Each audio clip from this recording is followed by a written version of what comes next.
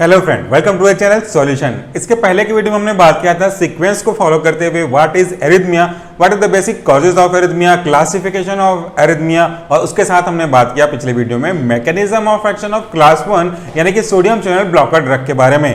आज हम इस वीडियो में उसी सीक्वेंस को आगे बढ़ाएंगे, बात करेंगे mechanism of action of different category के ड्रग और उसके अंदर स्पेसिफिकली बात करेंगे mechanism of action of beta blocker. Friend, आज से पहले जो हमने एंजाइना स्टार्ट किया था, एंटी हाइपरटेंसिव ड्रग स्टार्ट किए थे, इनमें कहीं ना कहीं आपने इन क्लासिफिकेशन को एक नहीं दो बार अच्छे से समझ चुके हैं। चाहे वो हाइपरटेंशन का केस हो, चाहे एंजाइना केस हो, हमने वहां पे देखा कि कैसे आपके बीटा ब्लॉकर, कैसे आपके कैल्शियम चैनल ब्लॉकर, इस तरह के अलग कैटेगरी ड्रग काम करते हैं। तो आज की वीडियो में हम स्पेसिफिकली पॉइंट को कवर करते हुए केवल और केवल उन पॉइंट्स के बारे में बात करेंगे बीटा ब्लॉकर की, जो कि किसी न किसी तरीके को फॉलो करते हुए आपके एरिथमिया की प्रॉब्लम को सॉल्व करने के लिए यूज करते हैं। तो अगर आप बीटा ब्लॉकर के बारे में और ज्यादा जानकारी लेना चाहते हैं apart from this anti arrhythmic drug, तो आप हमारे एंटी एंजाइनल या एंटी हाइपरटेंसिव के वीडियोस को पूरे सीक्वेंस को देख सकते हैं। इससे आपका कॉन्सेप्ट पूरी तरह से क्लियर हो जाएगा।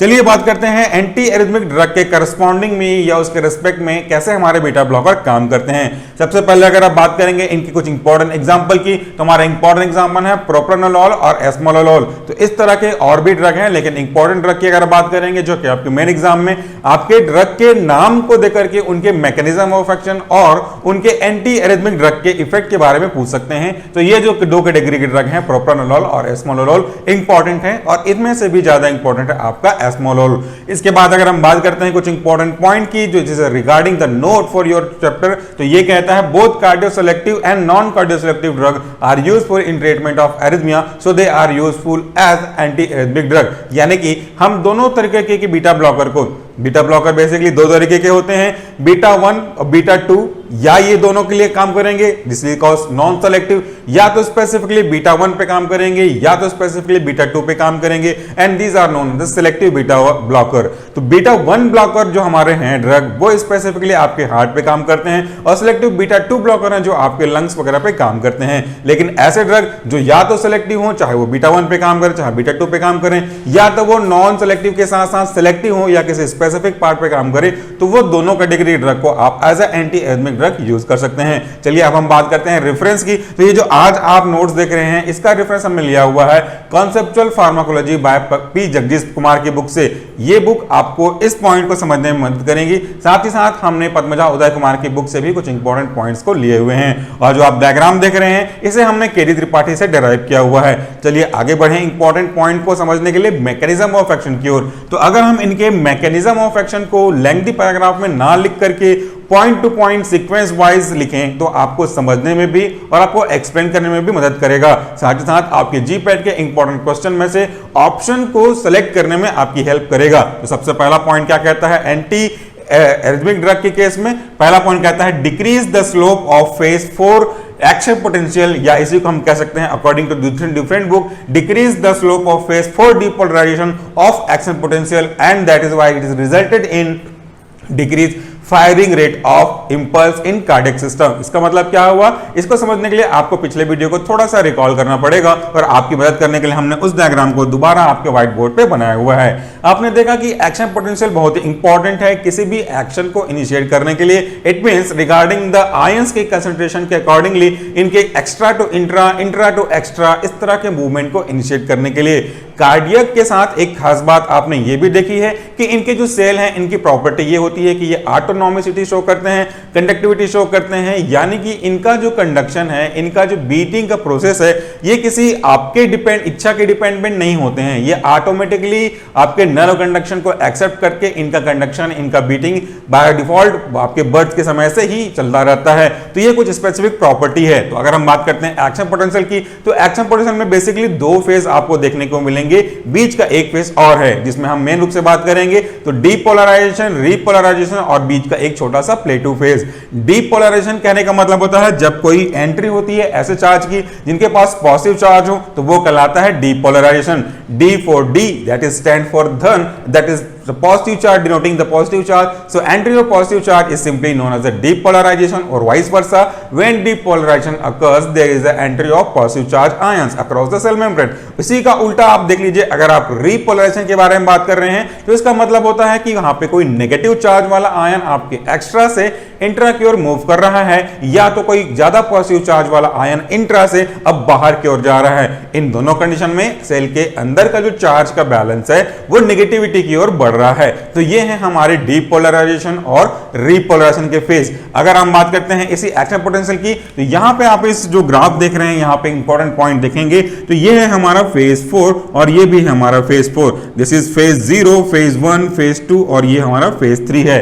इन तीनों फेज, चारों फेज का अलग अलग कॉन्सिक्वेंस है, अलग अलग रीजन है। जहां पे आप फेज 0 देख रहे हैं वहां पे आपके पॉजिटिव चार्ज वाले आयन यानी कि सोडियम चार्ज के आयन का इनवर्ड मूवमेंट हो रहा है, बाहर से अंदर की ओर आ रहे हैं और इसी की वजह से डीपोलराइजेशन हो रहा है। इसी डीपोलराइजेशन में आप देख सकते हैं कि आपका जो मूवमेंट है वो एकदम स्ट्रेट फॉरवर्ड रैपिड upward की ओर बढ़ रहा है। That is because of depolarization और ये हमने पिछले वीडियो में बड़े डिटेल से एक्सप्लेन किया हुआ है। सो आपसे यही रिक्वेस्ट है कि बेसिक को कॉन्सेप्ट करते हुए आप एक कदम आगे बढ़ा करके इस वीडियो पे आए। डायरेक्टली इस वीडियो पे अगर आप आए हुए हैं तो आप इसके पहले की वीडियो को जरूर देखें। उसके बाद ये जो फेज है ये आपके रिफ्रैक्टिव फेज को डिनोट करते हैं और खास करके ये जो नीचे वाला फेज देख रहे हैं आप, ये पॉइंट, ये आपका रिपोलराइजेशन है और at the last this is phase 4। तो आज हम पहला पॉइंट बात कर रहे हैं, इसी फेज 4 के बारे में बात कर रहे हैं। यहां पे ये डिप्रेस करता है, डिक्रीज करता है, रिड्यूस करता है फेज 4 डीपोलराइजेशन को ऑफ द एक्शन पोटेंशियल, जिसकी वजह से जो नर्व के फायरिंग है, एक्सेसिव नर्व के फायरिंग है, उनको कंट्रोल में किया जा सके और डीपोलराइजेशन को थोड़ा सा डिले किया जा सके।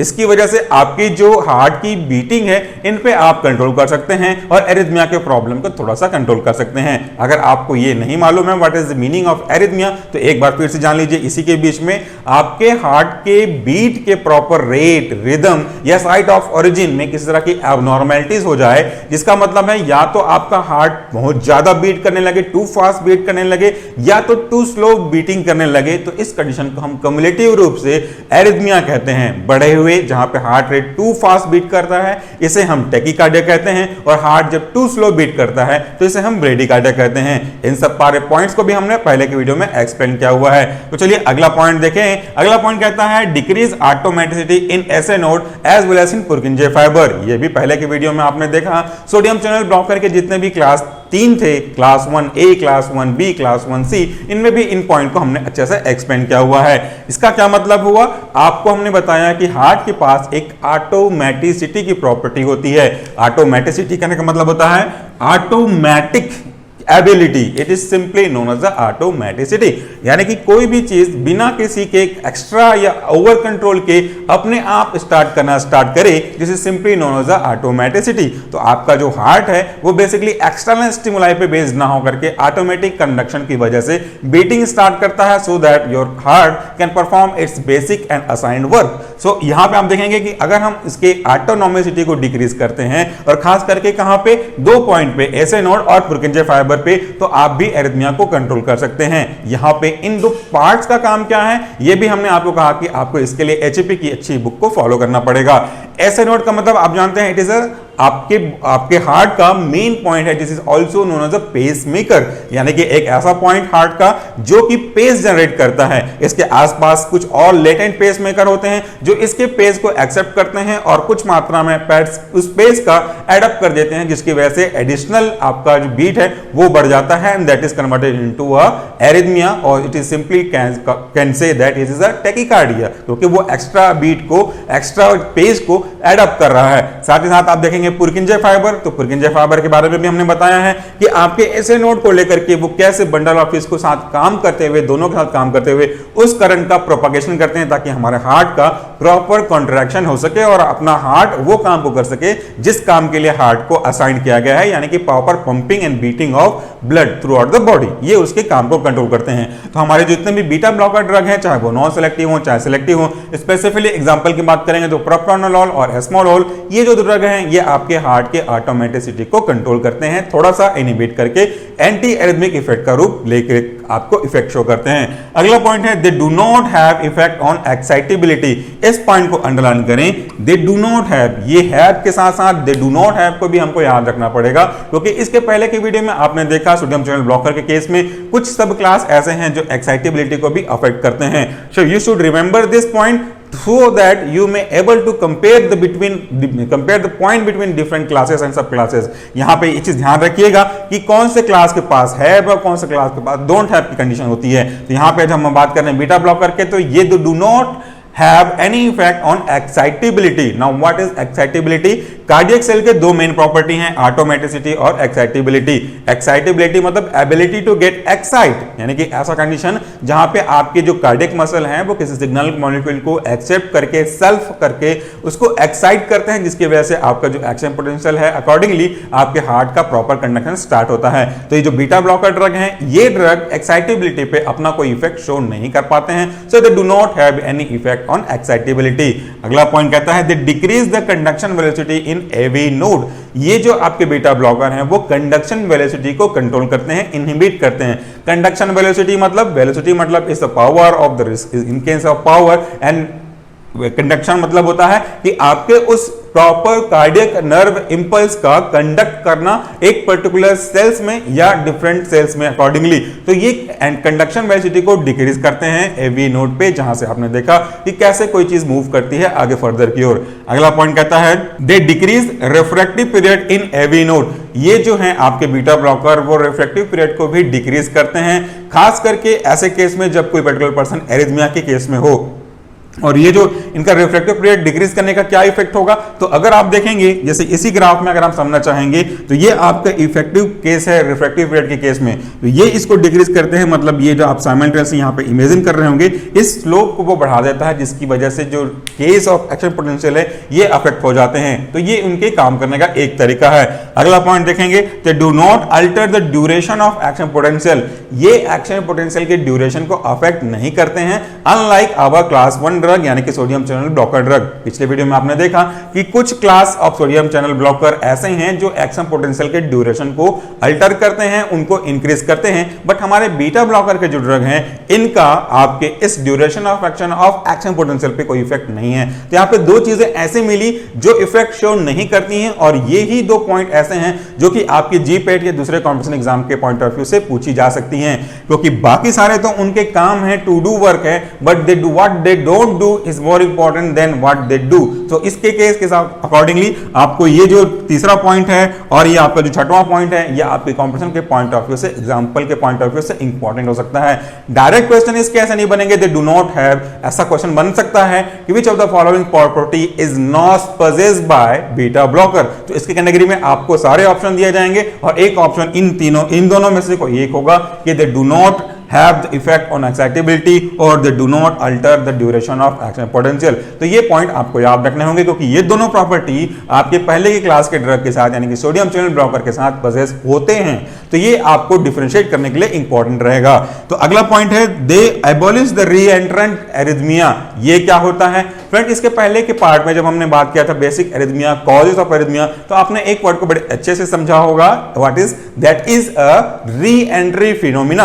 आपके एरिथमिया का मेन कारण में से एक है री एंट्री फिनोमिना, और ये आपके जीपेट के क्वेश्चन के लिए भी इंपॉर्टेंट है, इवन आपके सेमेस्टर के मल्टीपल चॉइस क्वेश्चन दूसरे कॉम्पिटिशन एग्जाम के पॉइंट ऑफ व्यू से भी पूछे जाने वाला सवाल है, और इसे हमने आपके चैनल पे भी पहले से क्वेश्चन में डाला हुआ है कि what is the basic reason of arrhythmia. उनमें से कई ऑप्शन होंगे और उस ऑप्शन में अगर आपको री एंट्रेंट या री एंट्री की फिनोमिना दिख रही होगी, that is one of the basic cause of arrhythmia, क्योंकि केडी त्रिपाठी बुक में इस पॉइंट को बहुत ही हाईलाइट किया गया है कि जो मेजर कॉज ऑफ एरिथमिया है उन सब मेजर कॉज में से पहला स्थान होता है आपके इसी री एंट्रेंट का। उसको जानने के लिए हमने ये डायग्राम बनाया हुआ है, जहां पे आप देख सकते हैं कि आपकी कार्डियक इंपल्स का जो ट्रैवलिंग पॉइंट है वो दो डायरेक्शन, यहाँ पे दो आर्म दिखेंगे, this is one second arm, first arm and this is second arm. तो यहाँ पे जो नर्व का मूवमेंट है वो एक डायरेक्शन में हो रहा है, यूनिट डायरेक्शन में हो रहा है, क्योंकि यहाँ पे हो चुका है यूनिट डायरेक्शनल ब्लॉक। अदरवाइज ये दोनों डायरेक्शन में मूव करते और आपके रिदमिया को कॉज करते, रिदमिया को कॉज करते, हमने बोला एरिथमिया को नहीं। यहाँ पे ध्यान रखिएगा, अब अगर किसी कारण से नोन और नॉन अननोन रीजन की वजह से आपके किसी एक डायरेक्शन में कोई ब्लॉकेज आ जाता है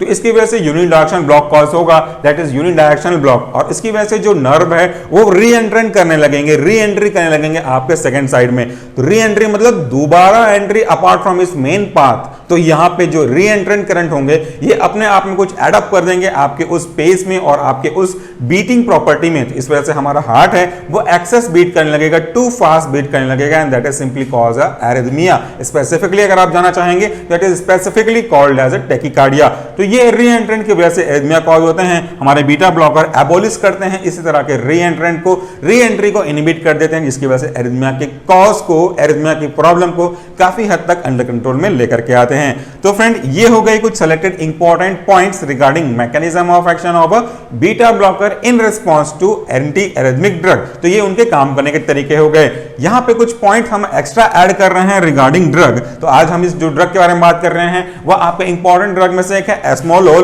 तो एस्मोलोल से जुड़ी हुई कुछ इंपॉर्टेंट बातें हम यहाँ पे कर लें, क्योंकि ये जो ड्रग है, जैसे हमने स्टार्टिंग में कहा था, आपको इस ड्रग का नाम देकर के इसकी फार्माकोलॉजी के बारे में पूछे जा सकते हैं। क्योंकि आप में से कई लोगों ने हमसे ये रिक्वेस्ट किया है कि बीच में हम आपको जीपीएट के करस्पॉन्डिंग कॉम्पिटिशन एग्जाम के पॉइंट ऑफ व्यू से कुछ स्पेसिफिक पॉइंट्स शो करें। तो चलिए आज आपको इस पॉइंट के बारे में बताना स्टार्ट करते हैं। जो एस्मोलोल है या कोई भी ड्रग है, इनकी फार्माकोलॉजी जब आपसे पूछी जाती है तो क्वेश्चन पे डिपेंड करता है कि वो आपसे क्या पूछा जा रहा है। अगर आपसे ये पूछते हैं कि right complete pharmacology of particular drug, इसका मतलब ये हुआ कि वो आपसे जानना चाहते हैं कि what do you know about the pharmacokinetic as well as pharmacodynamic profile of that particular drug including mechanism of action. अब यहाँ पे मैकेनिज्म ऑफ एक्शन किस करस्पॉन्डिंग में बात कर रहे हैं, ये डिपेंड करता है आपके जनरल नॉलेज पे।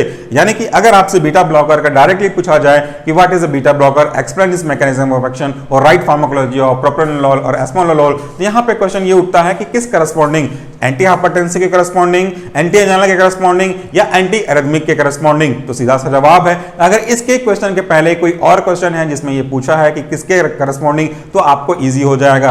दैट मींस अगर आपसे पूछता है कि explain arrhythmia and give pharmacological profile of esmolol और प्रोप्रानोलोल, तो साफ है कि आपको वहां पे एरिथमिया के बारे में लिखना है। लेकिन एज सच अगर डायरेक्ट प्रोफाइल के बारे में पूछते हैं तो आपके पास ऑप्शन है कि आप यहाँ पे मेंशन कर सकते हैं कि beta blocker is used in the following cases, anti hypertensive, anti anginal, anti arrhythmic drug. अब इनमें से किसी भी क्लास के ड्रग को आप चाहें तो उसके करस्पॉन्डिंग एक्सप्लेन कर सकते हैं। इट्स ऑन यू, ऐसा कोई कंडीशन नहीं होगा। तो इंपॉर्टेंट पॉइंट यहाँ पे है एस्मोलोल के, ये देख लेते हैं। It is ultra short acting beta 1 selective drug. जो एस्मोलोल है वो अल्ट्रा शॉर्ट एक्टिंग है, बहुत कम समय में काम करता है और काफी कम समय तक काम करेंगे। तो ये हो गए आपके अल्ट्रा शॉर्ट एक्टिंग।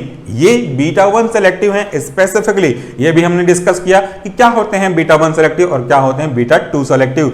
अगर हम बात करते हैं बीटा ब्लॉकर की, तो बीटा ब्लॉकर के टाइप हमने ऑलरेडी एक्सप्लेन किए हैं, बीटा 1 और beta 2 according to their specificity. तो अगर आप बात करते हैं कार्डियक से रिलेटेड किसी भी प्रॉब्लम की, तो definitely you have to go for beta 1 selectively अगर आप बात करेंगे तो। अदरवाइज नॉन सेलेक्टिव भी आप देखें यहाँ पे कि ये एंटी रिथमिक ड्रग का इफेक्ट शो कर सकते हैं। तो जो एस्मोलोल है वो है सेलेक्टिव बीटा 1 ब्लॉकर। डेफिनेटली ये आपके हार्ट पे काम करेगा, क्योंकि बीटा 1 जो रिसेप्टर है वो आपके हार्ट में पाए जाते हैं। दूसरा कंडीशन कहता है half life is 10 only. The half life of particular esmolol is 10 minutes only. Now what is a half life? Half life जैसे जानते हैं कि ऐसा टाइम, जैसे ये यहाँ से स्टार्ट हुआ है और यहाँ पे अगर खत्म हो रहा है, तो हाफ लाइफ करने का मतलब होता है एक पर्टिकुलर टाइम जिसपे किसी भी ड्रग का कंसंट्रेशन आधा बचा हुआ हो इसके इनिशियल कंसंट्रेशन से, या half of the concentration of that particular drug has been eliminated. दोनों का मतलब एक ही है कि आधा बचा हुआ है या आधा खाली हो चुका है। जैसे एक गिलास की तरह से कि आधा भरा हुआ बोलिए चाहे आधा खाली हुए भी है। तो इस केस ऑफ ड्रग कि आधा एलिमिनेट हो चुका है या आधा अभी भी प्रेजेंट है आपकी बॉडी में, जैसे simply known as a half life. उसके बाद अगला है आपका इफेक्टिव इन। यहां पे ये चीज ध्यान रखने लायक है कि ये जो बीटा ब्लॉकर ड्रग के एस्मोलोल हैं, एग्जांपल के पॉइंट ऑफ व्यू से, ये किस में इफेक्टिव होते हैं, ये किस किस केस में इफेक्टिव होके इनको यूज किया जा सकता है। यहां पे लिखा हुआ है supra ventricular arrhythmia. What is ventricular arrhythmia, what is supra ventricular arrhythmia? तो सुप्रावेंट्रिकुलर एरिथमिया इसके लोकेशन को बता रहा है कि आपके वेंट्रिकुलर के अपर पार्ट से जो करंट जनरेट होंगे उनमें किसी तरह की एबनॉर्मलिटीज होगी, जिसकी वजह से आपका जो रिदम है वो गड़बड़ाएगा, बिगड़ जाएगा, बढ़ जाएगा। तो ये कहलाता है सुप्रावेंट्रिकुलर एरिथमिया। तो ऐसे कंडीशन में को भी ठीक करने के लिए, मेंटेन करने के लिए हम बीटा ब्लॉकर के ड्रग को स्पेसिफिकली एस्मोलोल को यूज कर सकते हैं। अगला जो पॉइंट है वो कहता है atrial fibrillation and atrial Flutter में भी हम इस चीज को यूज कर सकते हैं। What is atrial fibrillation and what is atrial Flutter, ये भी हमने आपको टाइप्स ऑफ एरिथमिया में एक्सप्लेन किया है। यहां पे इसका मतलब ये होता है कि हमारे हार्ट बीट मोर देन 250 पर मिनट या मोर देन 300 पर मिनट के बीच में चले जाएंगे, तो उनको हम रेस्पेक्टिवली फिब्रिलेशन और फ्लटर के नाम से जानते हैं। अगर आप इनके बारे में और डिटेल्स जानना चाहेंगे तो हमारे पिछले पार्ट्स को देख सकते हैं। अगला जो पॉइंट है वो ये है कि they are also useful in maintaining the pre operative hypertension. ये ऐसा केस में भी यूज कर सकते हैं जो प्री ऑपरेटिव ऑपरेशन थिएटर में लेके जाने से पहले की कंडीशन में अगर हाइपरटेंशन की प्रॉब्लम हो रही हो, उसके कंडीशन को रिड्यूस करना हो हमें, तो हम इस एस्मोलोल को प्री ऑपरेटिव हाइपरटेंशन के केस में यूज कर सकते हैं उसको मैनेज करने के लिए। साथ ही साथ ये यूज किए जाते हैं एक्टिव मायोकार्डियल इंफ्रैक्शन के केस में, जहां पे आप देखेंगे कि proper blood with oxygen supply हमारे हार्ट के टिश्यूज तक नहीं पहुंच पा रहा है, इसकी वजह से वो हाइपोक्सिया की कंडीशन जनरेट होती है। तो ऐसा कंडीशन में भी हम इनको यूज कर सकते हैं for the proper treatment of acute myocardial infarction. So friends, आज की वीडियो में हमने बेसिक तरीके को यूज करते हुए पॉइंट टू पॉइंट एक्सप्लेन किया क्या होते हैं बीटा ब्लॉकर और क्या होते हैं उनके specific mechanism of action. Although इस टॉपिक को यानी कि बीटा ब्लॉकर को हमने इसके पहले 2 बार और डिटेल में ऑलरेडी अपलोड कर चुके हैं इन केस ऑफ एंजाइना और हाइपरटेंशन। तो हमने यहां पे केवल और केवल उन पॉइंट को समराइज किया है जो कि आपके एंटी एरिथमिक ड्रग के पॉइंट ऑफ व्यू से इंपॉर्टेंट है। बीटा ब्लॉकर के बारे में अगर आपको और डिटेल जानकारी चाहिए होगी तो आप एड्रेनर्जिक ड्रग या एड्रेनर्जिक ब्लॉकर के केस में 4th सेमेस्टर के वीडियोस को देख सकते हैं। स्पेसिफिकली अगर आप एंटी हाइपरटेंसिव के करस्पॉन्डिंग जाना चाहते हैं तो एंटी हाइपरटेंसिव के बीटा ब्लॉकर के मैकेनिज्म को देख सकते हैं। अगर आप एंटी एंजाइनल केस में बीटा ब्लॉकर का एक्शन देखना चाहते हैं तो एंटी एंजाइनल केस में देख सकते हैं। हमने आपके लिए काफी सारे ऑप्शन अवेलेबल करा दिए हैं। आप जिस भी ड्रग के, जिस भी टॉपिक के, जिस भी चैप्टर के करस्पॉन्डिंग स्पेसिफिकली बीटा ब्लॉकर का मैकेनिज्म ऑफ एक्शन देखना चाहेंगे तो वो आपको हमारे चैनल पे मिल जाएगा। बेसिक को क्लियर करना चाहते हैं, अगर आपने 4th सेमेस्टर के वीडियोस नहीं देखे हैं, what are the adrenergic drug, what are the anti adrenergic drug, what is the beta blocker, alpha blocker, beta 1 blocker, beta 2 blocker, इनके स्पेसिफिक लोकेशन, इनके स्पेसिफिक टास्क क्या हैं जो कि आपके मेन कॉन्सेप्ट हैं, क्योंकि जब तक आप उनको नहीं समझेंगे तो बीटा 1 बीटा 2 के काम को भी नहीं समझेंगे। तो आप उनको रिवाइज करते हुए 4th सेमेस्टर के वीडियो को देख सकते हैं। हार्डली आपके हाफ एन आवर में वो कॉन्सेप्ट आपको क्लियर हो जाएगा, ताकि उसी कॉन्सेप्ट को बेस बना करके आप इस चैप्टर को, इसके पहले के चैप्टर को, इवन आने वाले चैप्टर को भी अच्छे से समझ पाएंगे, अच्छे से एक्सप्लेन कर पाएंगे। क्योंकि हमारा जो एक्सप्लेनेशन है इसमें 2 फॉलो करते हैं, एक थ्योरी के पॉइंट ऑफ व्यू से और दूसरा डिफरेंट टाइप के कॉम्पिटिशन पॉइंट ऑफ व्यू के हिसाब से, ताकि आप इनका स्क्रीनशॉट ले सकें और point two point at the last moment notes के फॉर्म में इसको यूज कर सकते हैं। So friend, at the last thank you very much for watching this video. हमें आपसे यही उम्मीद है कि आप हमें कमेंट बॉक्स में बताएंगे कि आपको हमारा एफर्ट कैसा लग रहा है। आप चाहें तो वीडियो को डिसलाइक भी कर सकते हैं, इट्स योर राइट, बट अगर डिसलाइक करते हैं तो प्लीज हमें बताइएगा कि what is the basic reason for your dislike, ताकि हम उस रीजन को as soon as possible resolve कर सकें, because your satisfaction is our achievement. Thank you very much for watching this video. अगर आप चाहें तो अब इसका आप स्क्रीनशॉट भी ले सकते हैं। Thank you again.